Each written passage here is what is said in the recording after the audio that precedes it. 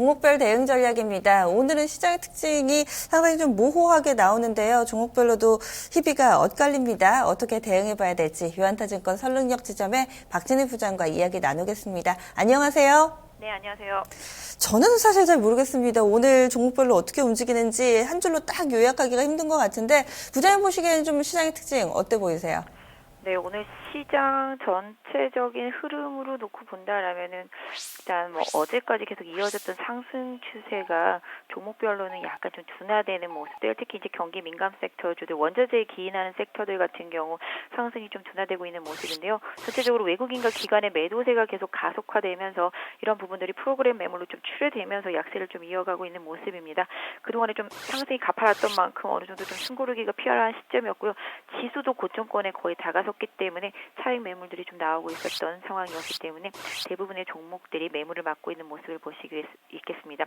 그럼에도 불구하고 상승폭을 좀 유지하는 섹터는 조선 섹터 쪽이 흐름이 좀 있습니다. 오늘 미포조선, 현대중공업, 대우조선, 삼성중공업까지 소폭이지만 상승세를 좀 이어가고 있는 모습 보실 수가 있겠고요. 대형주 중에서는 삼성물산이 소폭 올라가는 모습 속에서 호텔신라도 호재성 리포트 나오면서 강한 반등 다시 한번 좀 이어가는 모습을 보실 수가 있겠습니다. 거래소의 대부분의 종목들 중에서는 삼성전자와 현대차 수출주들 두 종목에서 좀 약세를 보이고 있는 모습을 보실 수가 있겠고요. 그다음에 그동안 좀 약세를 보였던 금융주 섹터들도 일단 소폭이지만 좀 상승세를 이어가는 모습입니다. 또한 전체적으로 낙폭이 과대해서 바닥에 깔려 있었던 내수 소비와 관련되어 있는 종목들이 소폭 반등하고 있는 모습인데요. 신세계 인터라든지 신세계 INC, 이마트 등 신세계 관련 그룹들이 좀 강하게 좀 움직이는 모습들이 나타나고요. 오늘 뭐 두산중공업이라든지 두산인프라코어 같은 좀 그동안 좀 어려운 시기를 겪었던 기업들도 좀 반등에 좀 나서고 있는 모습입니다. 흐름 전체적으로는 뭐 게임과 인터넷 섹터 쪽에서는 NC소프트의 흐름이 좀 강한 흐름이 이어가지고 있고요. 카카오도 일정 부분 좀 상승폭은 좀 유지되고 있는 것 같습니다. 어제 많이 하락했었던 OLED 섹터주들도 오늘은 좀 반등을 하면서 급락에 대한 반전이 좀 나타나고 있는 모습을 보실 수가 있겠고요. 엔터 섹터들도 소폭이지만 상승세 유지하고 있는 모습인 것 같습니다. CJ ENM, 아프리카 TV, 뭐 SM, 뭐 벅스, 뭐 페넨터 같은 케이스들에서 전체적으로 좀 고르게 소폭이지만 가격들이 지수 대비해서 많이 빠져있거나 덜 오른 종목들 위주로 좀 순환매가 돌고 있고요. 어제 강하게 올랐었던 제약바이오 헬스케어 섹터 쪽에서는 소폭이지만 좀 매물이 나오고 있는 모습 나타나고 있습니다. 그래서 전체적으로 고르게 제약바이오 섹터들은 좀 약세를 보여주고 있고요. 식음료 섹터주들도 오늘 뭐 오뚜기를 중심으로 해서 좀 약세 흐름이 전반적으로 좀 나타나는 것 같습니다. 항공주들이 어제부터 좀 소폭씩 좀 반등 나타나면서 대한항공을 비롯해서 뭐 흐름이 좀 나타나고 있는 것 같습니다. 네. 어제 상당히 좀 우려를 자아냈던 쪽이 OLED인데 오늘 그래도 좀 반등이 나와서 반갑습니다. AP 시스템이 특히나 좀 탄력이 좋은 것 같은데요. 어떻게 보세요? 뭐 일단 뭐 단기 낙폭 과대에 대한 급반전이라고 좀 볼 수 있겠는데요. 상승 추세를 유지하던 종목이 추세가 급격하게 꺾이고 난 다음에는 일정 부분 기술적으로 좀 반등을 하게 됩니다. 사실 뭐 삼성이 털어내는 부분에 대한 우려감 충분히 좀 반영되어 있는 상황이라고도 볼 수 있겠습니다만 그동안 또 삼성에 대한 수혜도 역시 주가에 많이 반영되어 있다라는 판단을 지을 수가 없는 상황이라고 생각을 하고 있습니다.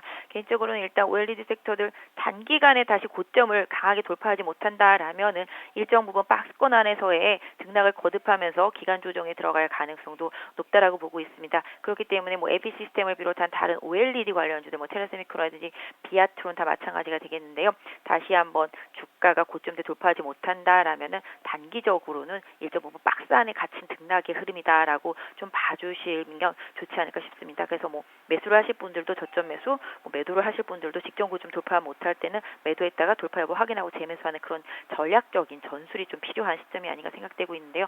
AP 시스템만 딱 말씀드린다라면은 일단 기본적으로 19,700원대를 강하게 돌파하는 흐름과 함께 거래량이 좀 더 받침이 되어야지만 다시 추세 복귀의 의미가 있다라고 볼 수 있을 것 같습니다. 네. 트레이딩 전략이 좀 필요하겠네요. 그리고 또 이 코스닥에서 오늘 유가증권 시장보다는 코스닥이 좀 선전하는데 아무래도 좀 제약군들이 잘 버텨주고 있는 것 같습니다.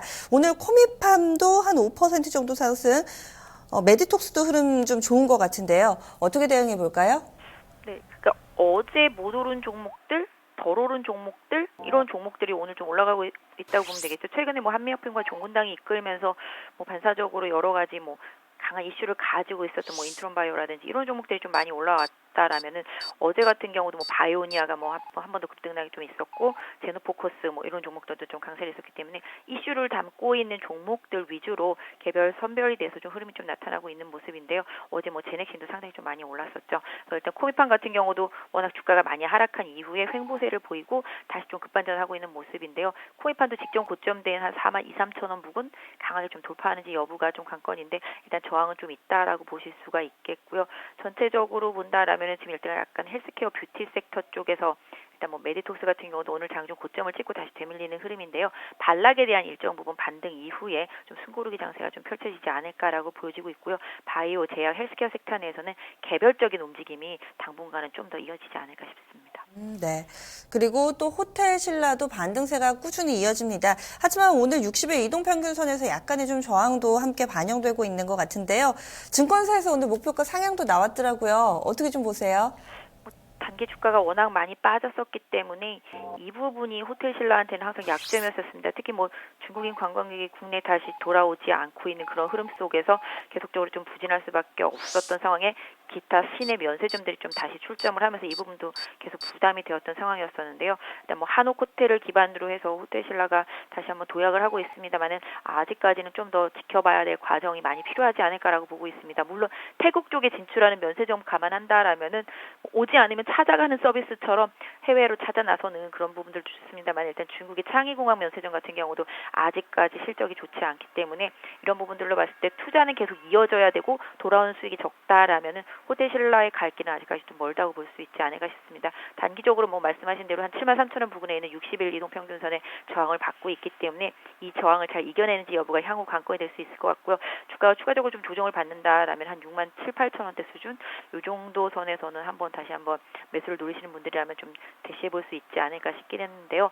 일단 기본적으로 호텔 신라의 실적은 호텔이 이끌어온 게 아니라 면세점이 이끌어왔었기 때문에 일단 이런 부분들을 좀 더 잘 파악하시고 대응하시는 전략이 좋지 않을까 싶습니다. 하락으로 넘어가겠습니다. 오늘 현대상선 들고 계신 분들은 상당히 좀 마음이 아프실 것 같습니다. 20% 정도의 급락 나오고 있는데 이럴 때는 어떻게 해야 되는 걸까요? 이 방송 통해서 계속 이 종목은 좀 신경을 더 제외시키고 반등할 때마다 좀 정리하시고 안 보셨으면 좋겠다라는 생각을 많이 하면서 좀 방송을 해드렸습니다.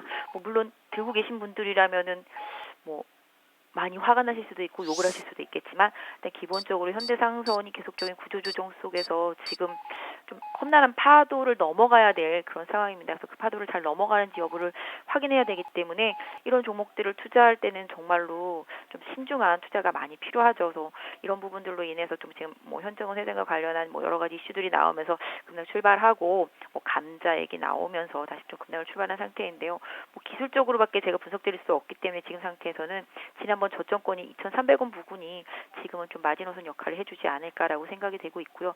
감자 이후에 기업이 정상화됐을 때 그런 부분들도 향후에 경기가 회복이 되고 정상화되는 부분까지 좀 많이 확인해야 된다라는 점에서 봤을 때 계속 단기 성향의 트레이딩 종목으로밖에 시장에서 지금 계속 여겨지지 않는다는 점 이런 부분들이 좀 부담이라고 보여지고 있습니다. 그래서 실질적으로 3,000원대 위에 주가가 안착을 하고 거래량 많이 수반되고 여러 가지 정책적인 부분들이 기업에서 구조조정에 있어서 필요한 부분들이 많이 좀 밝혀질 때까지는 좀 기관의 시각과 외국인의 시각이 좀 더 좋아질 때까지는 좀 신규 투자를 노리신 분들이라면 좀 관망하시는 전략이 좋지 않을까 싶고요. 보유하신 분들은 방금 말씀드렸던 2,300원 선 마지노선 좀 설정하시는 게 좋겠습니다. 네. 그리고 현대차 3인방 오늘 약세 흐름 보여주고 있습니다. 특히나 현대차는 지난달 중순부터 거의 옆으로만 움직이고 있는데요. 지수 반등 흐름에 전혀 동참하지 못하는 모습이죠. 어떻게 판단해야 될까요? 네, 현대차, 삼성전자 두 종목이 상당히 좀 이름값을 못하고 있죠. 기본적으로 그 종목들은 환율에 연동을 하는데 최근에 환율이 강했다가 다시 쭉 빠지면서 지금 벌써 1210원대까지 내려와 있기 때문에 환율의 영향을 또 다시 고스란히 받고 있는 모습입니다. 그렇다고 뭐 환율이 1250원 갔을 때 뭐 엄청나게 많이 올랐던 것도 사실은 좀 아니죠. 그래서 일단 기본적으로 중국 쪽에서의 매출 부진이 현대차한테는 발목이 항상 되고 있습니다. 미국 쪽에서 잘 나가도 중국 시장이 잘 안 되고 있기 때문에 이 부분이 가장 부담이고요. 신흥국 시장, 남미 쪽에서도 좀 잘 돼야 되는데 경기가 안 좋기 때문에 이런 부분들도 계속 현대차의 발목이 되고 있는 것 같습니다. 그럼에도 불구하고 일단 현대차 같은 경우는 14만 원대 초반에서는 일정 부분 좀 바닥세를 좀 형성해 줄 수 있지 않을까라고 생각을 하고 있고요. 뭐 모비스라든지 뭐 글로비스, 뭐 위아 다 현대차와 방향성을 좀 같이 하는 종목이기 때문에 같이 봐주시면 좋겠지만 그래도 이 세 종목 중에서 가장 그래도 추세가 양호한 종목을 꼽으라면 아마 글로비스가 될 수 있지 않을까 싶고요. 모비스도 일단 부품주 쪽이기 때문에 같이 좀 봐주시면 답이 될 것 같습니다. 그래서 완성차보다는 부품 쪽, 뭐 이런 쪽에 좀 더 집중하는 전략이 낫지 않을까 싶습니다. 네, 알겠습니다. 오늘 말씀 고맙습니다. 네, 감사합니다.